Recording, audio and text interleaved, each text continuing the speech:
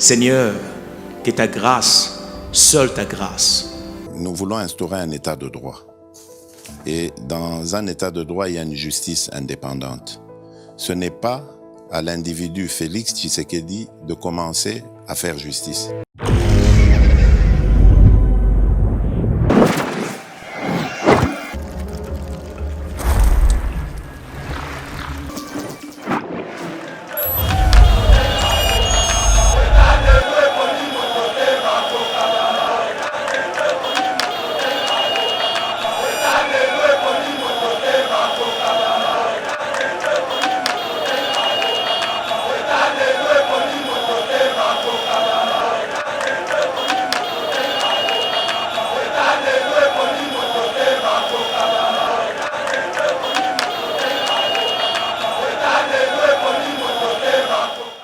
Le gouvernement médiocre, et c'est le gouvernement médiocre, et ça va le gouvernement et un régime de Joseph Kabila.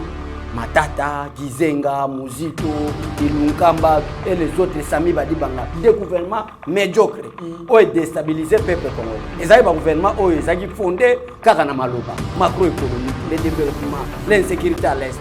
Mais c'est le gouvernement depuis que Congo est Congo, c'est le gouvernement Samaloukonde. Chef de l'État Beni Samaloukonde Matoyi, qui a un programme à péter.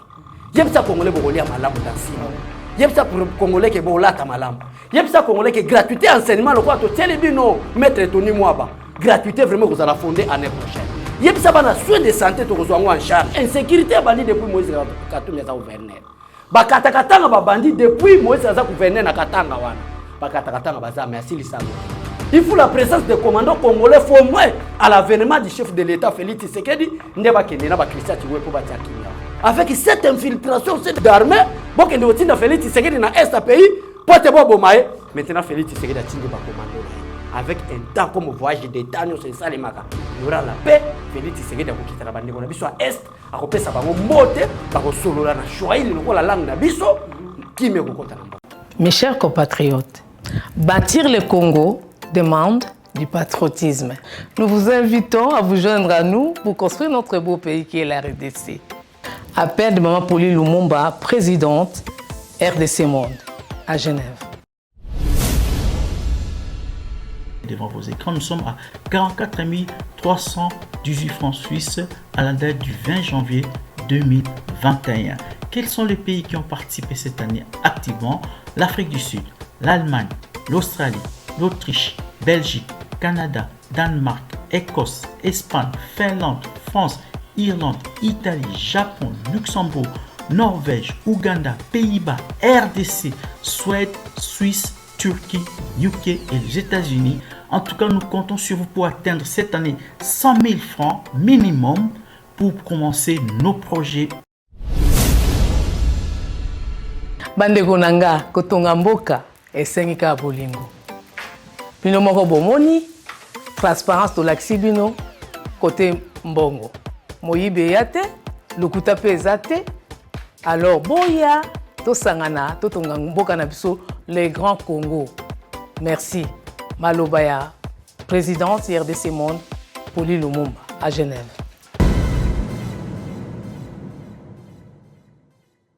Bonjour mesdames et messieurs, bienvenue dans notre émission Éveil patriotique, émission Oyo Botondaka. Nabaitana bino mike po bolanda biso alors ezali esengo makasi ya ko retrouver bino après investiture ya gouvernement ou ezali d'ailleurs ko faire à la ligne ya actualité to lobela yango to bela MP programme wana en détail na mwana mboka oyo bolingaka mingi to be appel lisusu ba réaction ya batu en fait sur investiture wana batu misusu bazali pour batu bazali contre par rapport à programme. Il y a gouvernement, on l'appelle, sous déploiement, commando, il y a 11e brigade, il y a FRDC, on va déployer on a Ituri, pour plaisir qui ne seront pas Kassi, beaucoup tala Binili, et puis Tokosu qui sa bongo, na Matalipe, déclaration par rapport, il y a guerre, il y a Est. Dans mon mboka, Abéchole, l'homme des missiles non conventionnels, Trésor Lumbu, Neto kota mozinda mainyo stona otuko yebisa binana mwana mboka Abéchole mbote mbote Trésor Kandolo mbote bandeko nyonso bazolanda biso partout bandeko ba CPN Éveil patriotique biso lelo toye pona koswana bino ndenge nini investiture elekaki parce que bavo elekaki ebele me bitumba esalemi na kati lelo toye tosaleli bino kaka analyse ya makambo ndenge eleki na badéclaration mpo na kopromettre peuple congolais makambo nyonso tobanda koloba nyonso yango eza réalisé na koprouve yango lelo na canal ya éveil patriotique l'émission lelo. Merci beaucoup mwana mboka Bechole. Nous disons joyeux anniversaire à notre papa Léon Naya Lena. Donc comme on a beaucoup compris déjà que wana papa boti biso lelo mokolo nae to ali ko souhaiter vraiment longue vie nae ba makambo malamu makambo kitoko talaka kayeba na ko bimisela biso mutloko la Mitterrand qui sert aujourd'hui la République na détail moko je ne peux même pas exprimer profondeur wana ya babola moi ça kabino c'est grâce à ses papas. Joyeux anniversaire papa Léon Naya Lena. Mais tobo sanité c'est l'arrivée aussi il y a moi na biso il y a moi si Oracle Ryan donc Orayan comme on est mobimba Orayan Naya Dobolo wana donc moi Naya Mitterrand Naya donc désormais papa Mitterrand Naya Lena ils ont souhaité que yo Mitterrand Naya va tout cela donc papa Mitterrand Naya po Orayan Naya aille déjà nous souhaitons aussi joyeux anniversaire maman ma passa Kende Sepelas na Londres biso zali na ONG Sepelas topé si vraiment ba longue vie na yo nzambe amona pambola yo sans plus tarder mon mboka Bechole na monyo mama mingi eza nini investiture esalemi obanga nini fardeau to charge siko ba tu faut baser non fardeau charge était meilleur gouvernement du monde ozomona batebele ba mona ba gouvernement leka ba gouvernement irresponsable lokola ya ba matata ponyo lokola ya ba Adolphe Muzito un gouvernement qui manque de projets, un gouvernement qui manque de programmes, gouvernement qui basé na bamaloba, au bas terme, ilunkamba, donc gouvernement médiocre. Et c'est le gouvernement médiocre. Et ça va gouvernement et ya na régime Joseph Kabila. Matata, Gizenga, Muzito, Ilunkamba et les autres, Sami Badibanga, des gouvernements médiocres, ont déstabilisé le peuple congolais. Et ça, gouvernement ont fondé Kakana Maloba, macroéconomique, le développement, l'insécurité à l'Est. Mais c'est le gouvernement depuis que Congo est Congo, c'est le gouvernement Samalu Konde.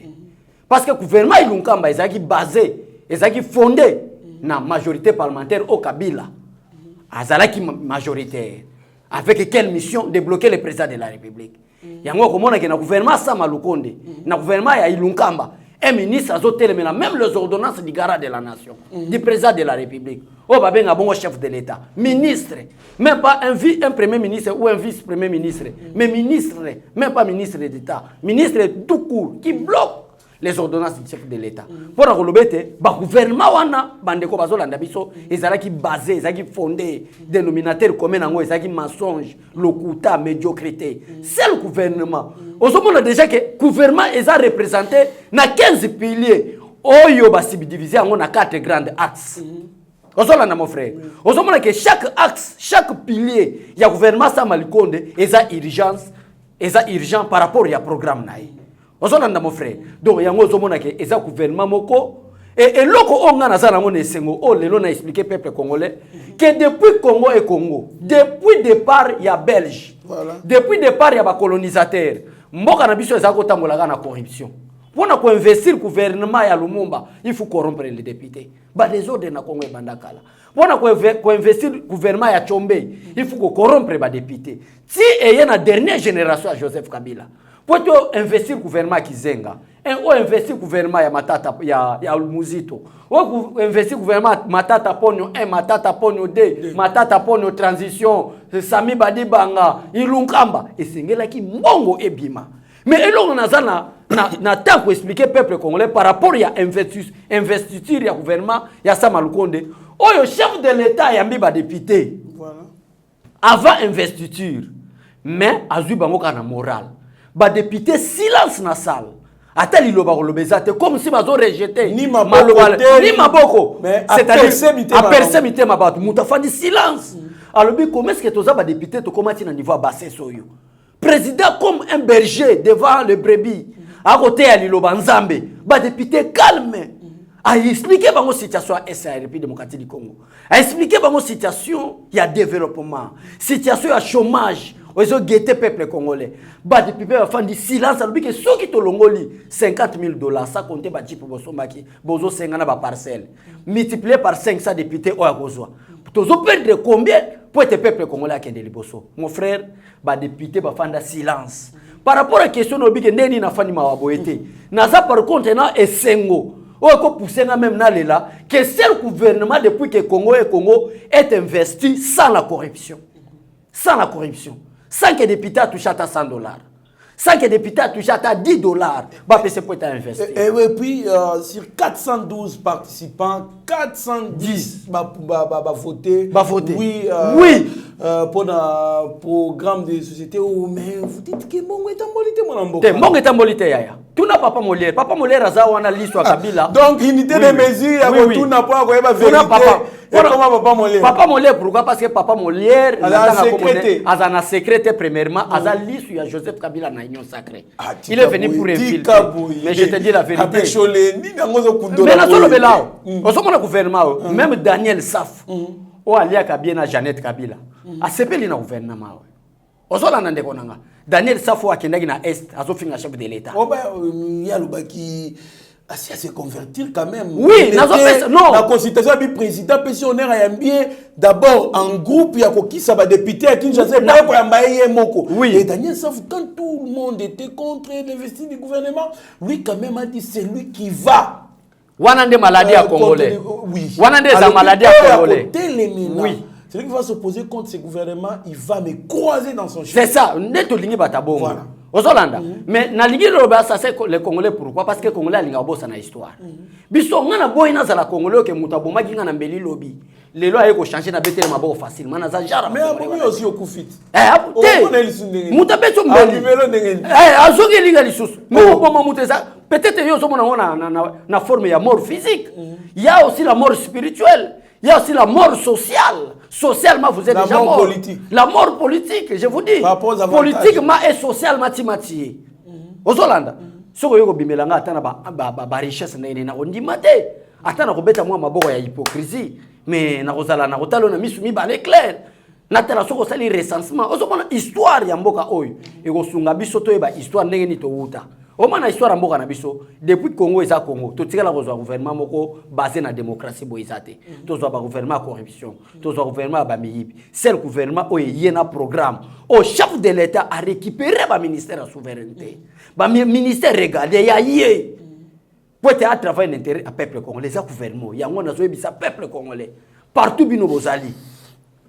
Mboka etongamaka na selbe institution te. Et c'est ngapé accompagner ma peuple congolais.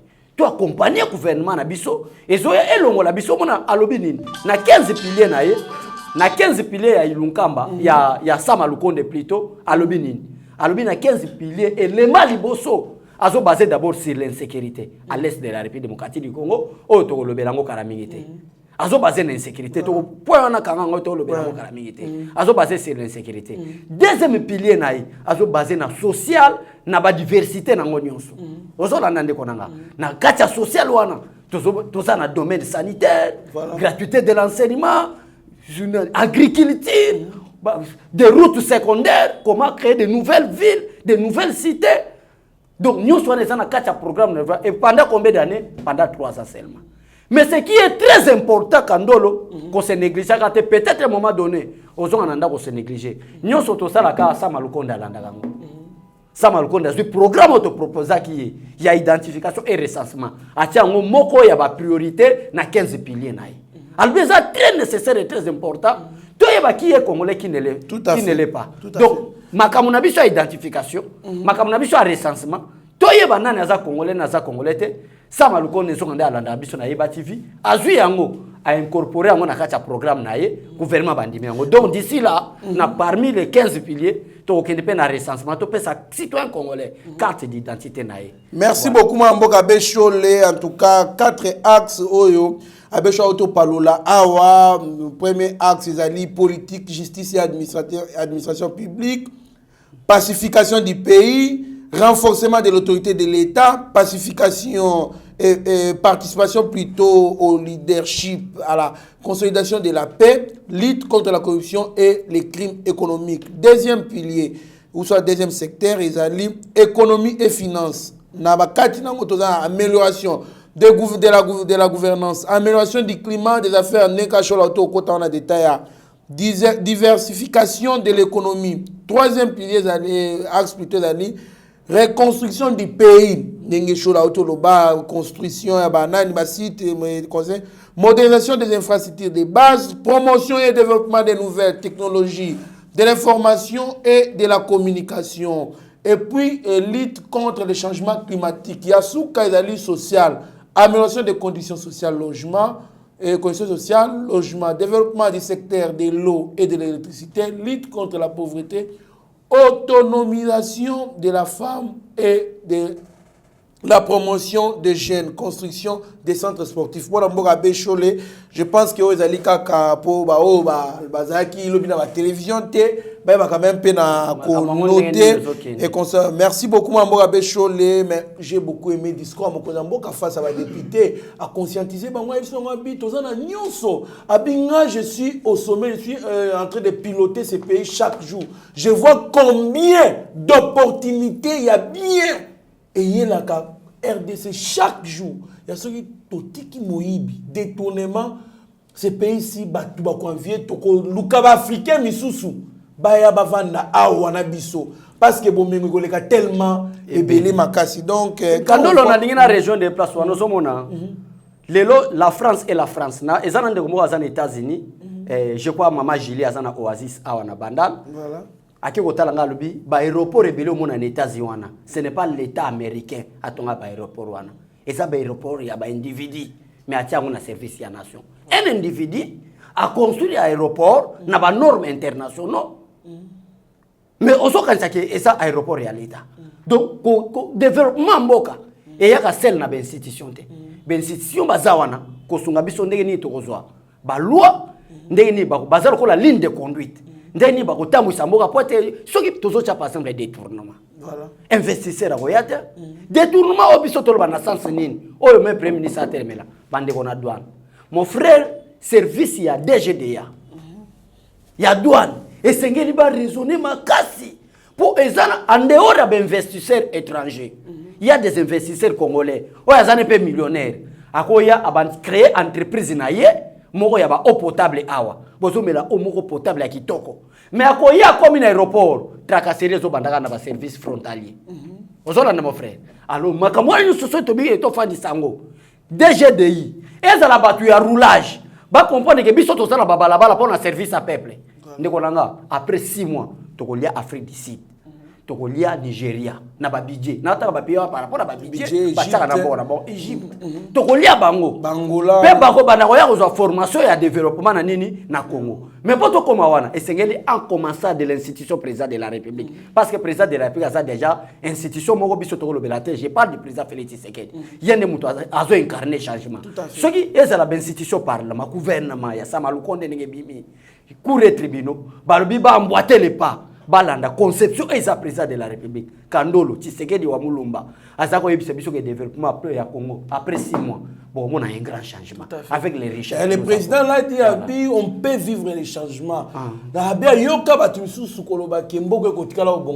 Non. André Kimbutat. Non. Ce pays peut changer dans 6 mois. Dans 6 mois, dans 6 mois, on peut voir un changement. Il y a un batebele va comprendre avec parce que tout le monde parlait. Na comprendre pourquoi mon frère à un moment donné tout zonga na histoire en Mboka. Tu expliques à peuple congolais banani baloba. Tout le monde parlait ici. Nous avons les diamants colba, coltan, nous avons aussi les matières premières, une terre fertile, des grandes forêts. Tout le monde n'en parle, des zones n'en parlons pas. Mais qu'est-ce qui manquait? On a pas politicien congolais, c'est la volonté politique. Mais la volonté politique est incarnée par Félix Tshisekedi. Donc ceux qui politiciens albike tolanda, raison pour laquelle tolinga mutu nyonso a emboîté des pas à région de Félix Tshisekedi. Ndenge ngozo mona ba dongolomi so ba comprendre que gouvernement oyo eza ba guerrier. 6 mois ba ko konsola sauter. 6 mois congolais mo ba fanda so na problème à logement. Parce que à l'état tongeli onda côté, mais vous avez la probabilité de toucher à $300 dans les 6 mois qui viennent pour na merci mon amboka Bécholé, mais il y a quand même des réactions autant de réactions mibalées. Moïse Katumbi Tchapou qui dit l'investiture du gouvernement Samalukonde ouvre la voie de la paix à l'est Dès aujourd'hui, chaque vie sauvée est une victoire et chaque victime est une défaite. Chaque minute compte. Nul ne peut se dérober à ses responsabilités. Il n'y a plus de temps à perdre. Moïse Katumbi Tchapou, président de Ensemble pour la République. Oui, peut-être il n'y a plus de temps à perdre pour naïe, parce que Bissou Ali DPS déjà il n'y a plus de temps à perdre depuis que tu as une opposition. Peut-être par rapport à l'ambition politique naïe, Azan attend qu'on perde. Depuis le 24 janvier 2019, Fatia Azan attend qu'on perde. Bref, la pour naïe, ça Moïse Katumbi Kelelo, Fatia a déboulonné Kabila sans armes. Mais pour Kabila déboulonné, c'est un temps qui n'était pas perdu. Qui n'était pas perdu. Voilà. Si tu commandes que tu commis bonnet, il n'y a pas un temps à perdre. Il y a un travail.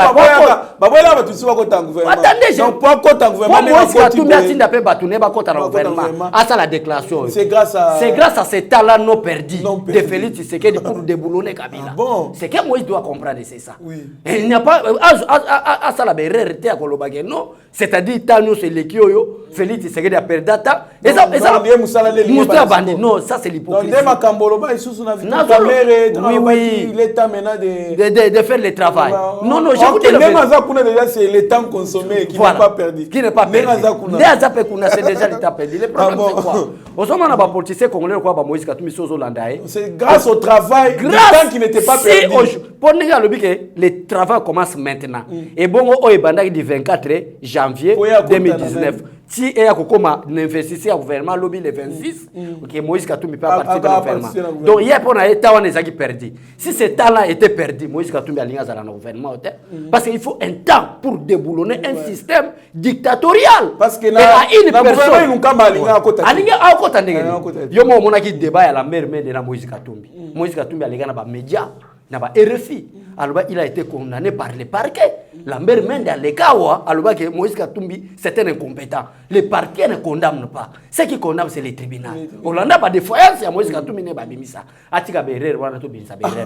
Vous comprenez? Donc, et c'est là qui, et ça, il faut expliquer calmement si vous condamnez. Donc, il y a le bas qui est parquet condamné. Condamné, et tout à Lambert Mende qui a redressé, non, Moïse Katumbi, parquet condamné. La condamnation et ça le dossier et tribunal condamné quel ministère public voilà mais attaquer fort osolan awa nani oyo nani communicateur na bango prophète Élisée auta ko lobakisa na babilo mususu ye mutakomaka te Salomon mutakomelaka ye ke Moïse ayebi ko komate bo makamwa biso to kokata eza mais eza prophète Élisée.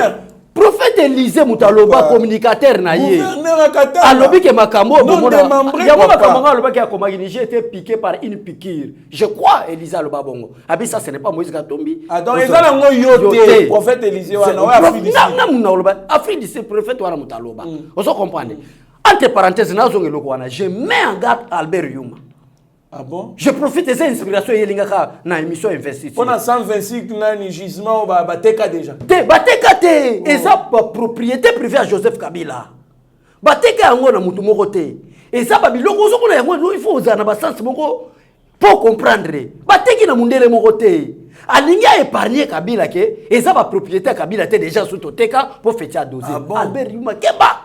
Et ça, Kabila Nayo. Entre parenthèses. Le vrai problème, mon frère. Mais non, aucun tic ça va te le oui. Et ça, Kabila Nengenin, mais Babi, partenaire international de Moutouba. Dans les 30 ans, dans les 30 ans, et ça, Kop Kabila Betaka, n'a pas partenaire moro minier, baya série moro boy. Et bandima qui peut être que Félix Tshisekedi a comme musclé sécuritairement parlant comme ça, militairement parlant comme ça. Ba moni que ça défaite na bango. Ndeko nanga est-ce que zo ba ki Azaria Surubero akimamboka oyo. A kosa ki azobela kima parce que azaki visionnaire. A comprendre bato ba comprendre que ça ba Willy Bakonga linga kima na de loyenge. Azaria ça comprendre que oyo le ba Willy Bakonga gouvernement banda esenga kitisiko qui non, yo moko yebi que justice c'est na procédure nango. Akenda ko kosa ki aza américain. Batali dossier ne américain ou pas à travers déjà le gouvernement congolais ou à détourneur. et c'est qu'il va procéder entre le ministre de l'Intérieur d'ici et le ministre de l'Intérieur à Brazzaville, basant sur la coopération bilatérale pour extrader Willy Bakonga. Mais est-ce que vous avez que Willy Bakonga dossier n'est pas pour Netoki et Zali Singama Tembele. Singama Tembele. Bazali tellement ébé. N'a pas prêtre. N'a pas fait Bazali influent Baza. Maintenant pendant tout ce temps ici, il y a Vandekuna. Est-ce que vous savez combien de démarches on est en train d'effectuer pour Bakimisae pour Ayati? Nicolas Somona, parce que c'était possible. Président de la République, Azana Paris. Tout est possible. Azana Paris. Président de la République, Azana Paris. Vous voyez bien Paris pour la Nipo, Baké Koutana Macron, na liwa Idriss Déby. Oya Tchad. Ozolanda, Macron a bangi. Abi Mouto, c'était non puissant. Ça, je vous dis la vérité. Mon frère, après enterrement Idriss Déby, Yakana Nani. Mouto, on a récupéré na Congo pour le moment. Pays n'est pas sous la malédiction. Kanga data lelo. Développement en Afrique, c'est la République démocratique du Congo.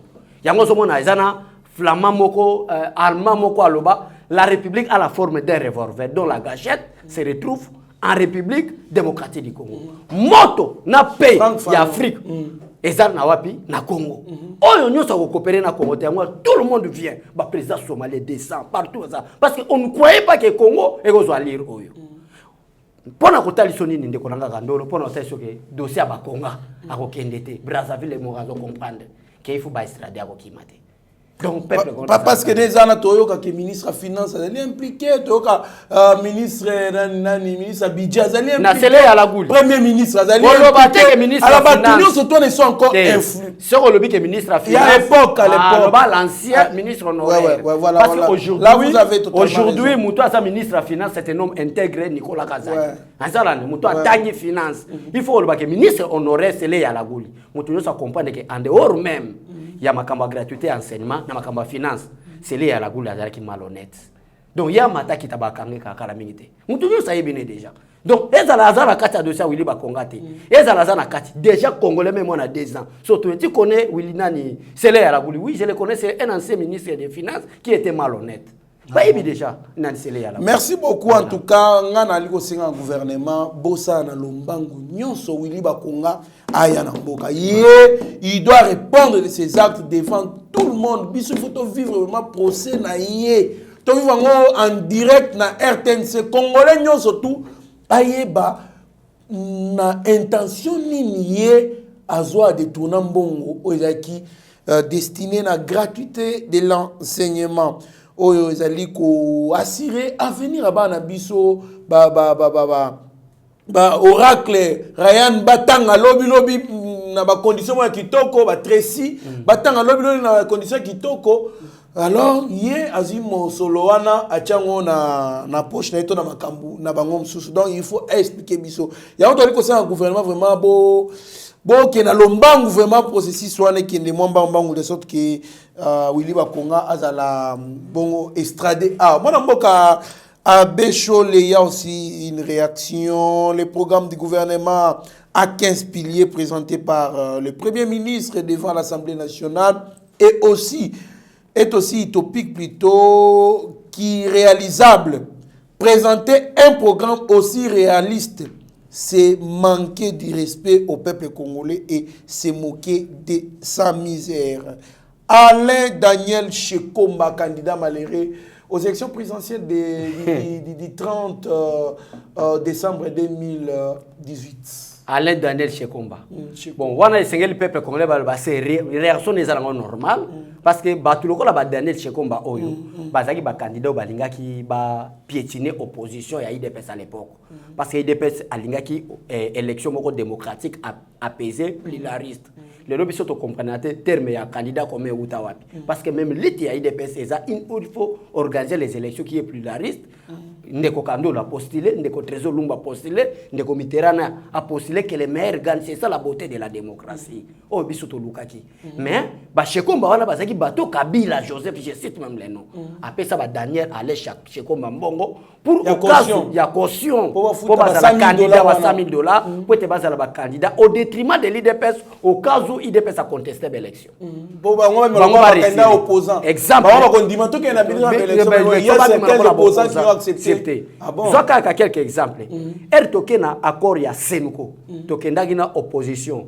on va participer pas qui na accord ya cité des Unions africaines avec Edem Kodio oyo Vital Kamerhe zaki kuna donc ba nyaki ba créer une opposition moko boye parce que ba monaki IDPS était tellement puissant il faut qu'on crée les structures moko boye au cas où il y a tengami to récupérer opposition biso to manipuler parce que IDPS va ça manipuler à côté nde Joseph Kabila akaya ba Daniel Shekomba ti déclaration à Daniel Shekomba ezali était un programme moko irréaliste azo regretter comment est-ce que Félix Tshisekedi a réussi. Osolanda, comment est-ce que le programme a pété. Programme a pété. Programme a Samalkon déjà programme a pété léger. Même il a pété. Il a pété. Donc à ça la facile. À ça la pose à battre. On a un loco congolais, na intellectuel congolais, baton na ba complexe ya ba terme. Tala imaginez-vous un homme intelligent le col matata pour nous. Aïe la biso programme compliqué. Or que congolais ça n'a pas sa complication té. Congolais ça n'a pas sa UPC karaké, na pas sa na tongolo ndaka deux chambres salon.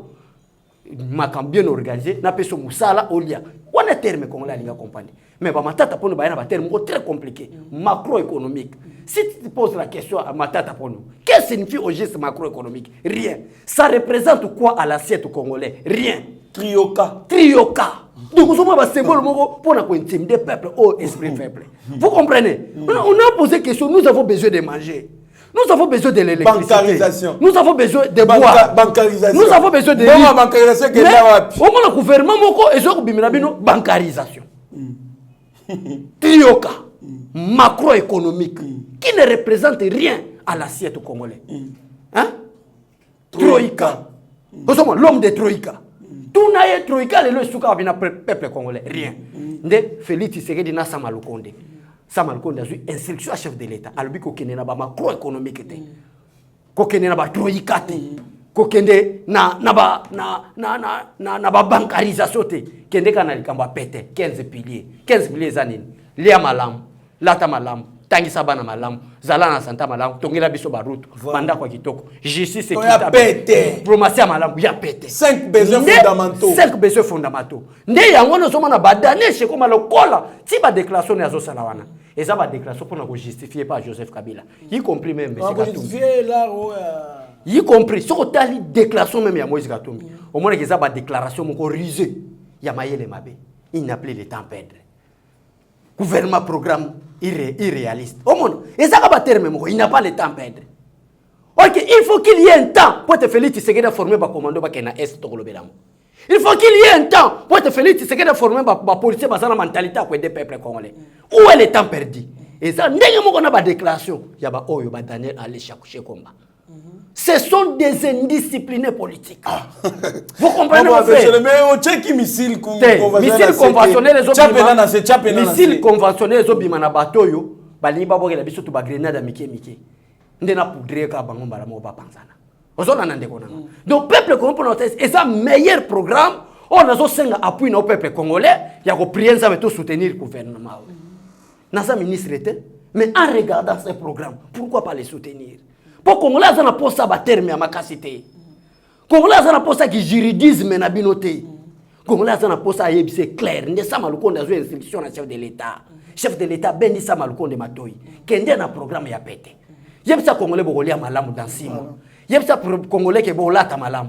Yebisa Congolais ke gratuité enseignement le quoi to télébino maître Tony Mwaba. Gratuité vraiment vous allez fonder l'année prochaine.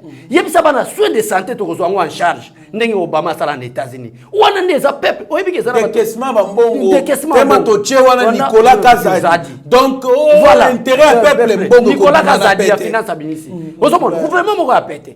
Ya ezana batu muso beta 30 ans akenda o sesa tabe examen ta kola rabo ayebi jura okufate. Ozolana a sesa tabe examen te malaria ka boy ba yebi beke so meli ba fansidar dose unique. Et si c'est la malaria, au moins tout passe malaria, dose unique fansidar ameli. Si on fait ça na gratuité à santé. Hein? Est-ce que ça m'a bien mon cher? Gratuité à santé. Gratuité à santé. Voilà. Donc OK loka kana carte. Ba traiter yo ozongi nanda. L'état mo aso sans charger. Si ko aller chez komba ko yebisa batonini. Fatia zo na gratuité à enseignement. Oyo sele ya la gouli ministre de la finance à l'époque. Alingaki ko décaisser mbongo te po batonga be kola malamu. Mon frère botamba ngunde ko na po be kol bana no ba kotanga mon cher ndenge na ya boti boye. Pona ya boti petit ndenge yelo ekolo kotanga climatisé na monde des alakate. Merci beaucoup mwana mboka Abeshole Bidje il y a 2021 qui a 6,5 milliards et consort, mais chez le premier ministre, il faut pas mettre ça à 12 milliards.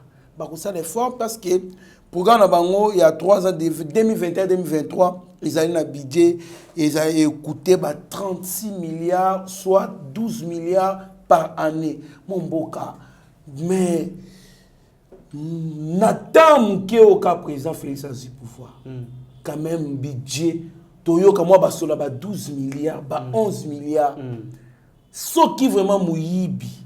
Kangi Madoussou, nous sommes tournés, mon cousin, qui n'a pas homme politique. Parce que les ministres, tous les ministres étaient là présents plutôt. À Sénégal, Bango, Batika Mouyibi, détournement. On peut changer, les choses peuvent changer dans quelques mois, mon amour. Tout ça qui a tombé ça n'a budget sur les cas qui est 5 milliards. 4 milliards. 4 milliards. Mais il faut y avoir Félix Tshisekedi dans une mboka. Mboka na dictateur mobo qui n'est rien famille n'est banate. Famille, il y a Joseph Kabila babota mi famille ba richité. Famille abatumo ba malheureux le kolanga. Ba yena monde. Mbala mo ba su chance le ko pamba na Congo parce que chance est ça le maka na Congo. Aux États-Unis, tu ne peux pas être un rebelle et devenir président de la République. En France, tu ne peux pas être Kadogo et devenir président de la République. Même dans le royaume de Belgique, même dans la Grande-Bretagne, au la militaire, mon côté ba lokota na Zamba, comme président de la République, ça le maka na Congo. Si vous Félix Tshisekedi moi na bourgeois, Félix Tshisekedi n'est pas moi na malheureux. Hein? Moutounio, même Joseph Kabila Tamaza na Zamba na rébellion. Ayeba déjà Etienne Tshisekedi. Donc, le président Félix a voté en 1963. 63. Bon, donc, on a voté déjà moi na ministre. Moi na ministre. Papa, moi na ministre en 1961. Moi na toujours ça na biso qui dit aller loter. Les hommes même loi fondée aux États-Unis d'Amérique, fondée dans les pays développés. Que moi na malheureux atamola na Djibouti. Attends-moi, na Karalik cité, au commissaire président de la République. La première chose de faire, c'est quoi? Na kota na grand hôtel à Tékin chasser ça. Les dépôts de poids bota ma kota. Ya mo ba député. Exactement, on a député. Moutate qui nous parle comme député. Comme député. Imaginez-vous qu'on soit nous parle na eh. Députation parce que lire moutou député na circonscription électorale mo. Mais service à so rendre na peuple, et ça service national. On se comprend mon frère. Maintenant service à so rendre na peuple, le quoi service national. Auti Ngandanjika, auti kota Lubero, auti kota Lisala na Équateur, auti kota na biso Idiofa na Zamba kuna. Oyo mwinda boya mona na noté. Ayebi pete mutu kape koma climatiser. Ayemba ramona Kinshasa député national. Et là liboso envier nini. Amoni pe na bana baso babi na zakala. Osomona. Tango koti kunelo liboso ni abani ko envier. Atamba na Jeep ango zape climatiser, azoner, abana o mataba sincère, c'est complexe. Et ça, Congolais. Vous comprenez, mon frère? Ndé on a fait akuti mboka na maboko a soldat Joseph Kabila. Quelqu'un azaraki na Zamba. Oya koki comme ministre était fois tika na musala na front état militaire. Allez, Joseph Kabila fait a commis ambitieux. Je dois être milliardaire. Posez bateau ba soutenir à Joseph Kabila question. Quel service azaraki ko sala? Quel commerce qu'il faisait pour être comme un multimilliardaire? Alors, tu m'as contribuable congolais. Merci. Maintenant, Félix Tshisekedi a coutume mboka wana. Félix Tshisekedi soit zaki motema mabe, mais le budget congolais ça taba 3 millions de dollars. Na ba 3 milliards c'est 3 millions parce que tout était bas. Abundi lokola mona mobali combattant d'élite qui a lutté pendant 32 ans de Mobutu. Abino to banda. Même na gouvernement Ilunkamba, budget faté lingeza la 20 milliards. Ça je vous dis la vérité, tous avez déjà na boîte. Mais Kabila comprend avec 20 milliards la réconciliation du Congo et que ton petit peuple a lapidenga. Tout dit ba kokajam, babandi ba kokajam, c'est les à la gouli. Ministre ya budget, ba ministère ya ba portefeuille partout. Ministre budget allié à cash.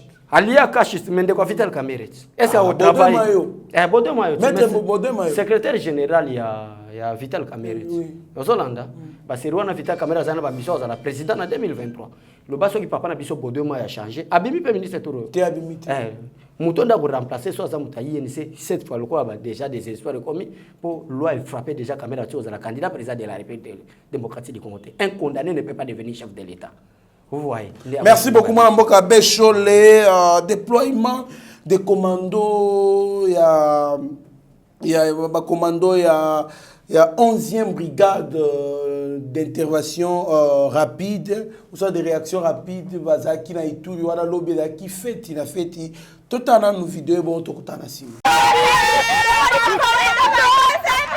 Sourire aux lèvres et le visage rayonnant de joie, c'est l'expression observée aujourd'hui au sein de la population itorienne dès l'entrée de la 11e brigade commando des réactions rapides.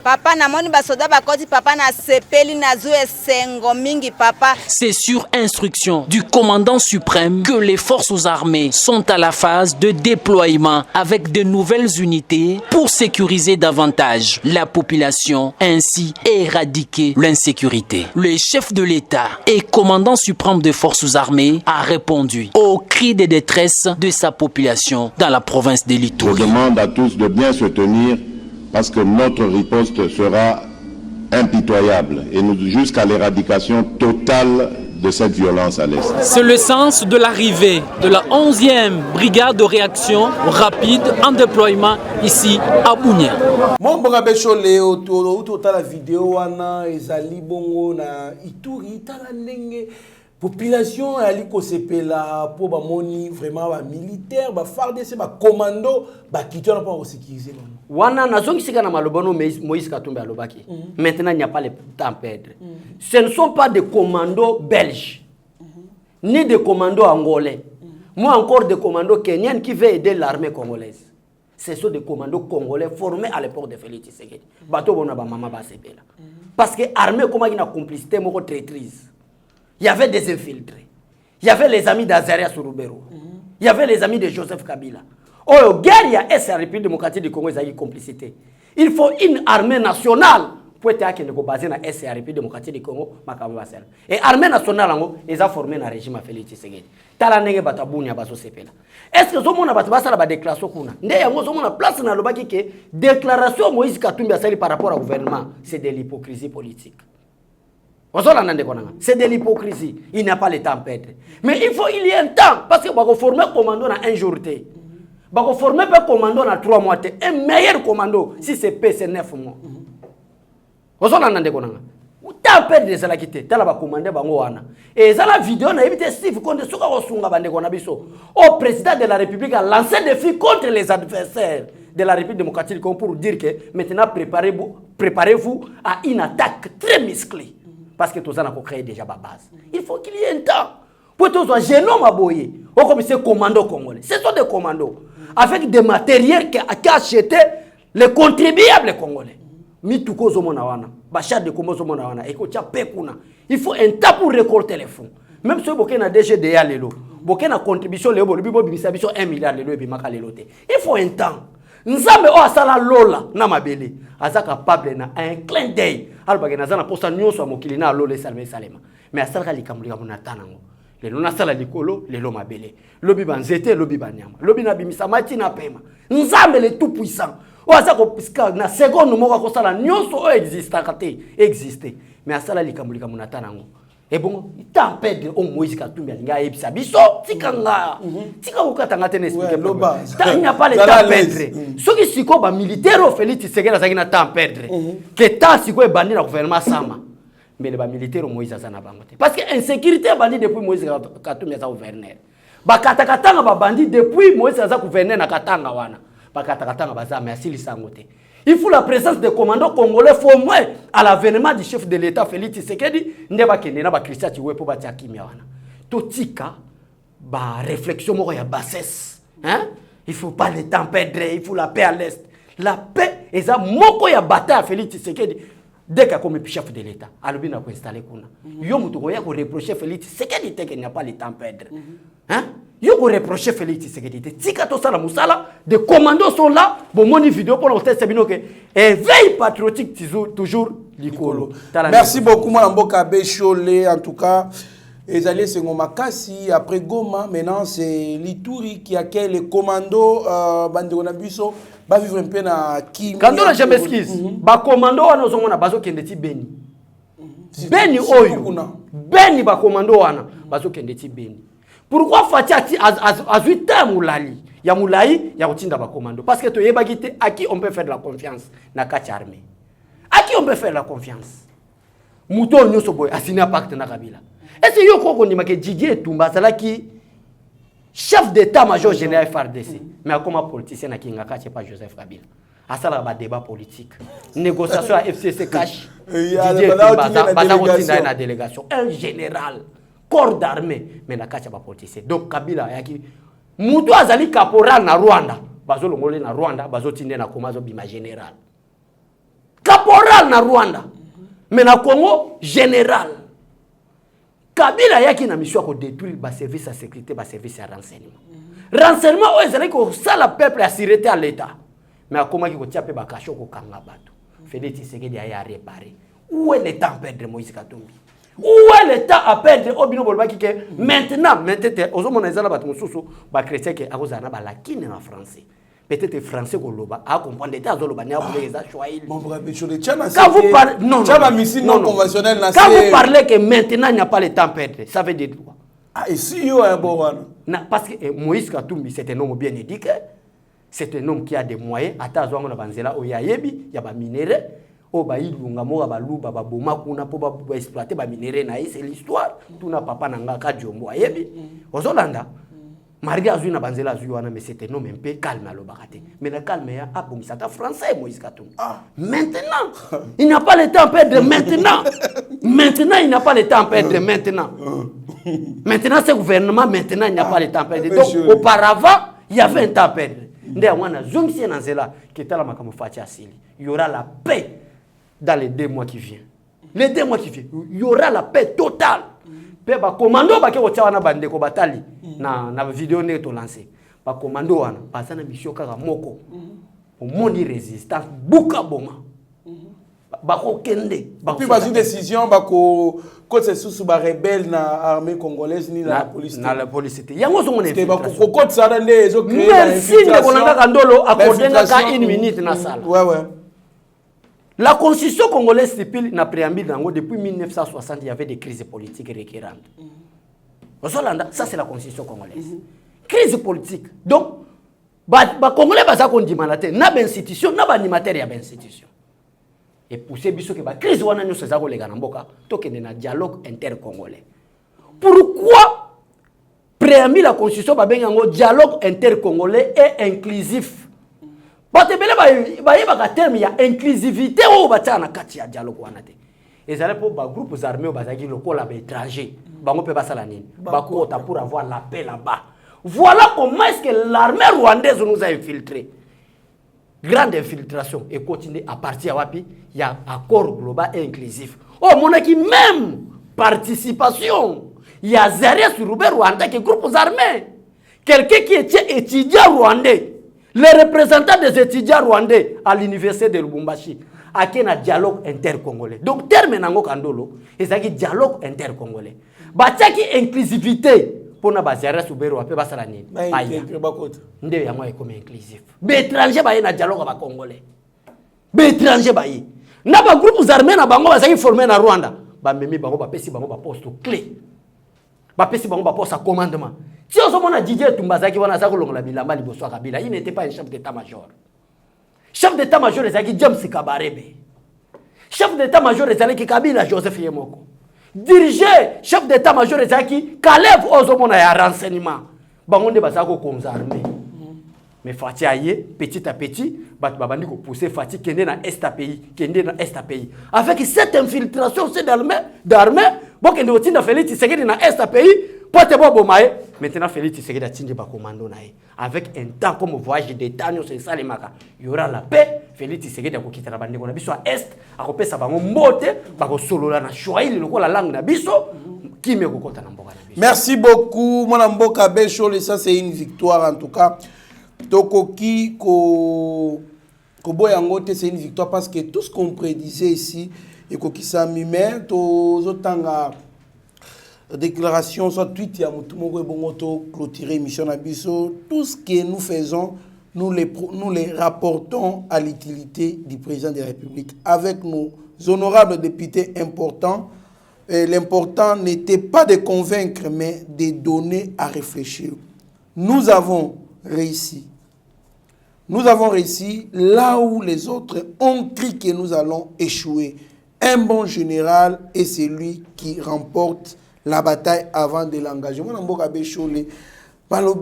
Avec les députés, il fallait l'air projeté, la réflexion et non corruption et consort. Maloba ou Koloba awa que le président Félix a réussi à ce qu'on puisse investir le gouvernement sans corrompre, sans donner l'argent. On a tout dit à Kitengezu, au représentant de l'État. Comment est-ce que vous faites la symbiose entre ces deux réflexions? Mais papa Kitengezu, ça mutamaele. Papa moko très sage. Toso sangande batabwanya na Congo. Toso sangande batabwanya. Les hommes intelligents sont là parce que balobara français, mais les hommes sages ne sont plus là. Batika le kola papa Kitengezu. Là où les gens pensaient que Félix Tshisekedi va échouer, c'est là le président Félix Tshisekedi a réussi. Kabila Bimara, prophète de malheur. Alors comment est-ce que Félix Tshisekedi peut requalifier la majorité parlementaire? Kabila prévoyait la dissolution de l'Assemblée nationale. Chada Loba, il sera le président de chantier inachevé. Inachevé. Loba, Félix Tshisekedi rien. Maintenant, Félix Tshisekedi a requalifié la majorité parlementaire conformément à la constitution. Avec la conscientisation. Avec la conscientisation. Sans la corruption. Même pas un $10 et bima pour corrompre les députés. Morale, sagesse, intelligence, l'amour du Congo. Et pousser Félix Tshisekedi à convaincre les députés. Les députés est bazolé là. Les députés est tant beaucoup dans le président de la République. Sali ba déclaration. Bazol bakala wana tozala kabiko soit président modèle la boy. Quelle morale Kabila pouvait donner aux députés si ce n'était pas la corruption? Kabila Joseph Seba. Quelle morale Kabila pourrait donner aux députés sans la corruption? Kabila. Mais oui, c'est lui le malheur du peuple. Mobutu a tika biso depuis 1997. Croyant que baye kolongola biso na dictature. Croyant que bamemeli biso démocratie. Or que baye komemela biso be étranger à la tête des institutions. Merci beaucoup mon Mboka Bechole. En tout cas, tokomi na souka émission na biso mais nazo senga na bakonzi. Ngonga yango yo ko changer équipe dirigeante ya CENI. Kolongola bango nyonso tout de sorte que Kokomisa, président de la République dictateur était. Dossier à CENI. S'il vous plaît, non, passez de la République. C'est très important. Oui, passez votre message. S'il vous plaît. Mokozamboka, c'est ça le moment. Il y a qu'à réfléchir comment il faut changer l'équipe dirigeante à CENI pour base déjà prêt pour l'élection 2023. Vous tenez aux élections 2023. Le Premier ministre l'a confirmé. On ne conditionne pas les élections par d'abord au préalable les recensements, mais les élections il sera. On n'en discrimine pas. Mokozamboka, c'est ça le temps que l'Assemblée nationale a déjà pour réfléchir comment est-ce qu'il faut proposer la personne que vous allez nommer comme président de la CENI.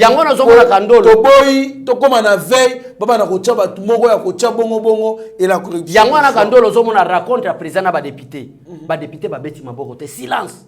Croyant que bason dit ma message président Zolobate, nous avons des morales pour faire ça. La vérité. La vérité parce que tout ça il a Joseph Kabila, tout ça mon akala. Zwana ngabimisa to bimisi. Zwa Ronsal Malonga to bimisi. Zwa muto amukuse wana G6 na terme za injecté amukuse malumalu. Zwa malumalu to bimisi. Paix à son âme. Paix à son âme. Paix à son âme. Désordre à son âme. Je vous dis oui. Là, tu es un hypocrite. Non. Mon frère, il faut éviter l'hypocrisie africaine. Attendez, selon la parole de Dieu, qui peut dire à un mort que paix à son âme, si ce n'est pas l'Éternel. Ce pouvoir-là, que l'Africain va paix à son âme, et où tu as la parole de Dieu. Compliment, il faut se demander. Parce que paix à son âme. Oui, na lobaka paix à son âme na muto na mona ki marche na zaki un peu intégré. Mais si vous avez intégrité na paix à son âme, quel fait l'eau? Au tiki ba congolais na souffrance. Comment est-ce que Moutaza a fait l'eau qui n'a pas son âme? Merci beaucoup, Mboka Bechole. Je pense que c'est un grand débat. Tala caméra ya Shaggy Ochudi Meshak na Steve Konde bongo pesela malobana suka. Merci Trésor Kandolo, merci na son excellence. Mais c'est le premier ministre Sama Lukonde avec les 15 piliers du gouvernement investis hier. Qui salome banda, qui sal qui toko donc remise des prises muso bandi lelo. Lobito vous allez pas papa Nicolas Kazadi total ndenge ni na ministère des finances. Remise et reprise au Salema. Bonne chance. Un nouveau gouvernement qui travaille pour l'intérêt du peuple congolais. Au revoir et à bientôt. Merci beaucoup, Mboka Bechole. Merci à Stéphane Kankou et Mangelou Kankou. La première, Tozali Bongo, Kopé, ça peut merci na Monsieur Zéphilomele, Francis Kamanda, Steve Alligator, Jean-Luc Archino, l'homme de Mututu, merci Alberto Moubiaï, merci à Tinanga Lula, pourquoi pas Michela Moninga Malamu, Bozali tellement ébélé. Donc merci na qui Maeba TV. J'ai Freddy Moulamba à Linga Rominga, na ebibe na sisa émission Freddy Moulamba. Freddy Moulamba. En tout cas, Freddy Moulamba, bisika vous allez topé si yo pe merci. Vous allez tellement ébélé Roi Mabi. Roi Mabi na merci Mamélisé, vous allez ébélé donc vous avez branché sur Eba TV, vous avez décidé mieux vous être maître de ce silence que plutôt esclave de ses propres mots. Merci. Seigneur, que ta grâce, seule ta grâce. Nous voulons instaurer un état de droit. Et dans un état de droit, il y a une justice indépendante. Ce n'est pas à l'individu Félix Tshisekedi de commencer à faire justice.